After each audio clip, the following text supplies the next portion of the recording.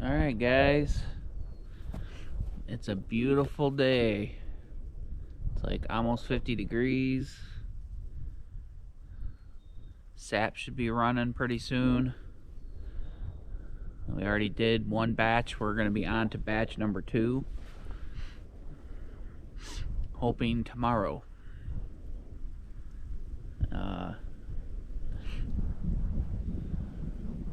So I'm just going to spend some time on this chainsaw. We've been cutting trees down and doing this and doing that for 5 years now. And if any of you guys are on your own homestead or considering this journey, you can listen to this. If you're already on this journey, you can relate. It's like a never-ending task to clean up wood. We have piles of wood over here behind the mule that were cut down in 2020 when we first cleared this food plot. So there's poplar logs and some basswood logs still sitting there, and we've just been slowly cutting them up and using them for campfire wood. But since we cleared this little food plot slash orchard, I mean, we've probably spent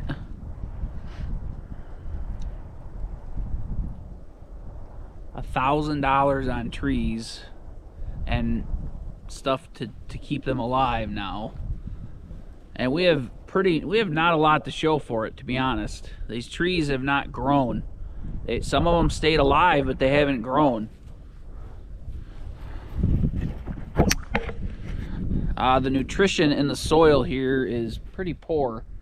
So we finally started putting mahorganite around them, and we're gonna go get lots of composted manure this year and start putting it around these trees too. This tree, like this tree, is like 4 years old.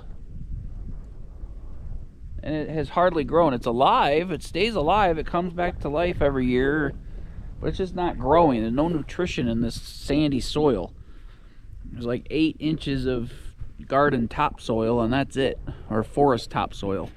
Jen is still motivated to open up this food plot a little bit more so more sunshine gets in here. Like, there's a lot of sunshine down here right now, but once the canopy comes in, it's not maybe enough sun to keep fruit trees alive.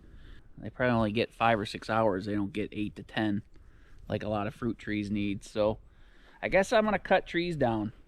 I just scared a couple of deer off the food plot. They've been here a lot because this time of year there's not much for them to eat. So they come in here and peck at the little bit of clover that's left. I want to spend our energy making this chunk of the food plot better, like rototilling and planting more stuff. It's just a small area.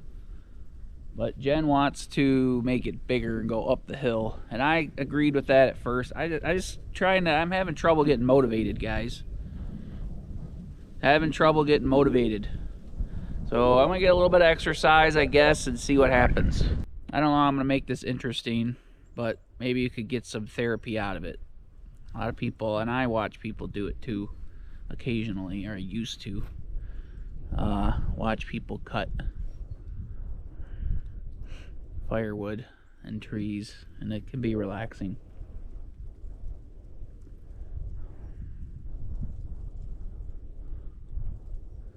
It can be relaxing. Nice out. Plus I want to get some exercise, and tomorrow's going to be a sap day, I hope. So I'll be doing a little more sitting so I can recuperate from working hard today.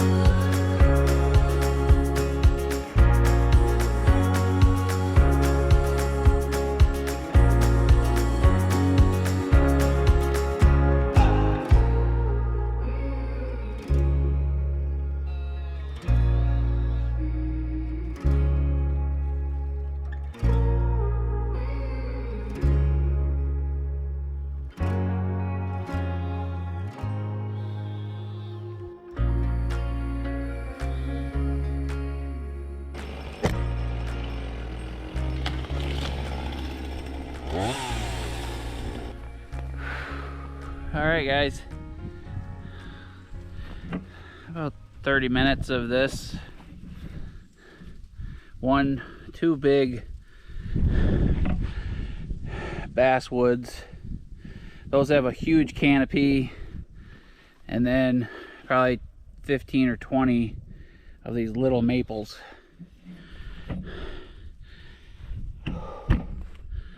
Now I see people get upset about cutting trees down. I don't like cutting too many trees down, but people, you know, it's kind of silly when people get upset about cutting little trees down, because all these little trees that I'm cutting down, they're gonna get crowded out and die. Like, there's bigger trees, more mature trees within 10 feet of them with a much larger and healthier canopy. It's just a matter of time. Like, half of these I cut down are dead because they're already getting crowded out. So any tree that's under like 6 inches in diameter that's next to another healthier, bigger tree is gonna 95% of the time die anyway from overcrowding. So I'm just speeding things along and getting the bigger, healthier trees a better chance. Like I left these 3. This is a cherry. I might cut this down. All the cherries have been dying here, but it's smaller than these maples. And it's unhealthy looking anyway. It's getting crowded out. So this is great firewood. I would rather not cut down a cherry if this was a healthy cherry. There's a couple big cherries, like choke cherries over there. I'm not cutting those down. I cut the dead ones out of the middle of them to try to help it so it doesn't rot. This one's probably gonna go. And these 2 trees are about 8 feet apart, these 2 maples. So I should cut one of them down too. Same thing with this, 2 maples growing out of the same thing. I should cut one of these down. Neither one of them is standing straight up really. This one is more, this littler one, this one's leaning right towards the hunting blind or the deer viewing station. So that's not gonna be a forever tree anyway. A lot of these maples have 2 or 3 shoots out the bottom of them. I'm cutting all these down. They're unhealthy and gonna die anyway. They're getting crowded out. But we're opening up this canopy. I'm gonna go over here and cut a couple of these big ones closer to the edge of the woods. And that'll open up the canopy over here. I'm not cutting down any maple trees that are over 10 inches in diameter. I don't want to do it, because that might be a tree that I tap in my older years. Look at this poplar that's right next to the hunting blind. It's huge. This is what I've been cutting down for 5 years. But look at the top of it. It's dead. There's like one little chunk that's still holding on, but it's dead. Like every branch is dead. If I felt like I could confidently cut that down, have it fall right this way, which maybe now that I have these trees cut out over here, maybe I can and not get stuck on stuff. But I've been cutting those poplars down for 5 years because they're at the end of their life cycle. That's what we use for the cabin and the deck and the siding is poplar. And here in Michigan, that's about, I think, as big as they get. Like some people have poplar in other states, but probably farther south where it can grow year round or a longer growing duration, just like fish. It's like all the fish downstate are bigger or down south are bigger, like the bass. A 20-pound bass is possible downstate or down south, but not up here. We don't grow long enough. The fish don't. Same thing with this tree. Like that's a nice tree if it was not at the end of its life cycle. That poplar lives 70 to 90 years, less than 100 years, they say. So, and this was all clear cut 70 years ago, and all these maples are 70 years old, and those poplars are probably close to 100, and they're dying. It's just part, I mean, that's why I'm using them. And there's still a ton of them that are already dead that the critters are using. There's tons of squirrel holes in them and woodpecker holes, and I'm not cutting them all down, just the ones that I could still salvage. So I'm cutting these down. I'm leaving the big maples. I'm cutting down all this stuff. It's all, especially the junk. I'm gonna clean this whole area up. Jen's gonna be happy. She's gonna be able to hunt over this way. We're gonna add more food for the deer. It's gonna help the wildlife. And all this land, guys, when I bought this property, or our original 5 acres, and then purchased this property, when we first bought the first 5-acre parcel, this was all woods too. This is the neighboring property. This is a huge parcel that they clear cut. As soon as I bought the land, I was a little upset. I was like, well, I was in the middle of the woods and now I'm clear cut right next to me. But it's good for the deer. It's good for grouse. It's good for birds. It's good for all wildlife to have a variety of forestry. You can't have all mature forest. This maple forest doesn't produce a whole lot for food for animals. The basswood, I learned, they have little nuts on them that a lot of little creatures eat, and birds.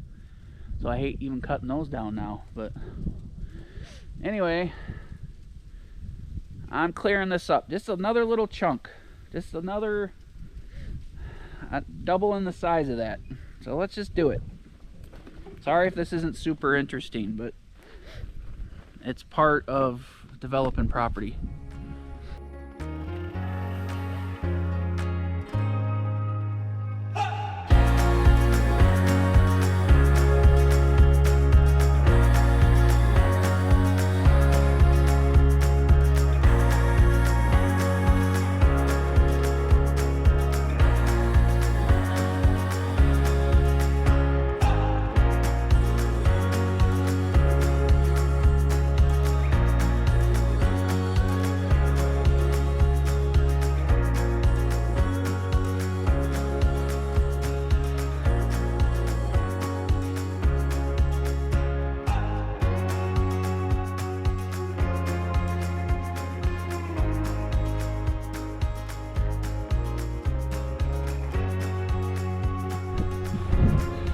Alright guys, I've been cutting for 3 or 4 hours. Sorry about the wind lately.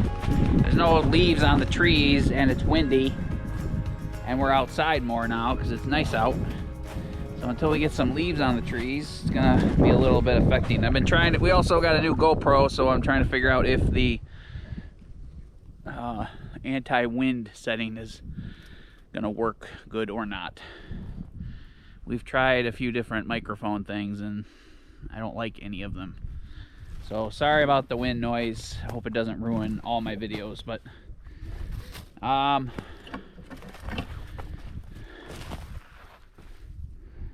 can't really tell. So here you go guys, look. I cut down way more trees than I anticipated today. That seems to happen. But now we have a lot more sunshine in our food plot, and is going to shine over here in this new area where I cleared. So we're about doubling the size of the food plot. I'm gonna cut probably another 20 trees down and then be done. I'm not doing it today though, I'm pooped. So a lot of good maple here I'm gonna save for the mill, and a lot of small stuff that's just gonna be firewood for next winter. So check it out. And you know, I'm trying to clear this horizon over here, but the sun's up higher, you know, in the sky during the summer when stuff's growing anyway. So it's actually over that tree line. So there's two more big trees like this, these two giant, where are they at? These two right here. These two big giant basswoods, those need to be taken out. This one right behind me, I don't think I'm gonna take out because it's a nice maple. And I only cut down like 2 or 3 decent sized maples. So I would love, and doing this and seeing how this looks, I would actually really like to talk to a forester and see if they would come through here and take all the pulpwood and leave all my nice maples. Like leave a nice maple every 15 feet apart like I did right here. It's hard to tell, I know, on the camera and not in person.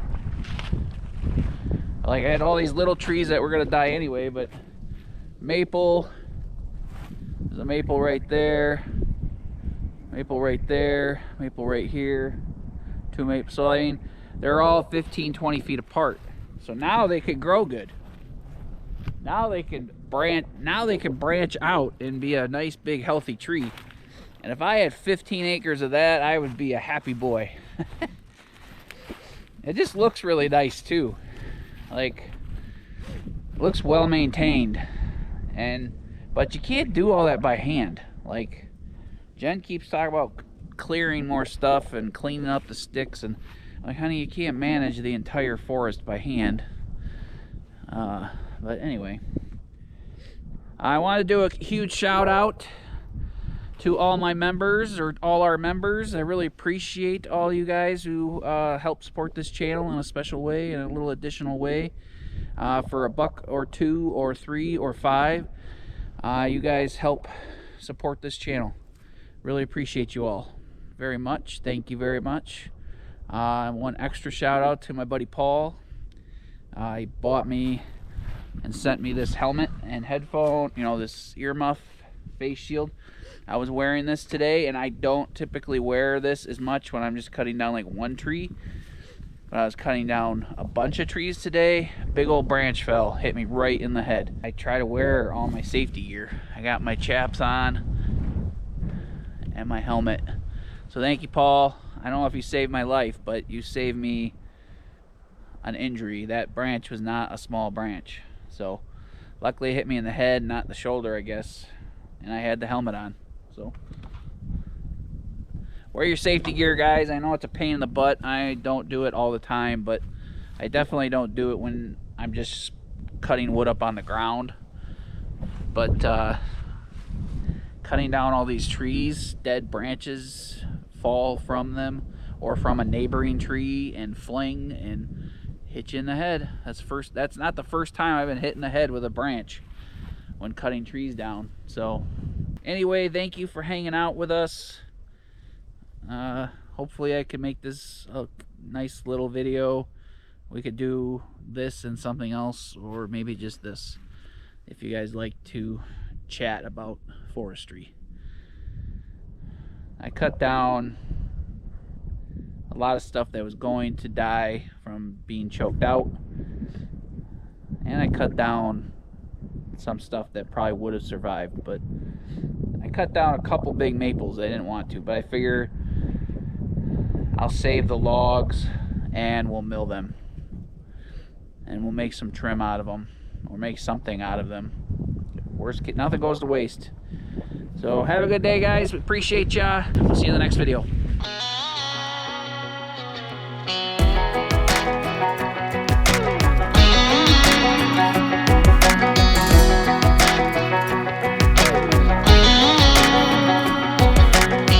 Well, maybe it was fate when you walked in the door. I could have sworn I've seen your face before. So glad that you said hi, 'cause I was way too shy. What would have happened if you just had passed me by the night? We keep on dreaming.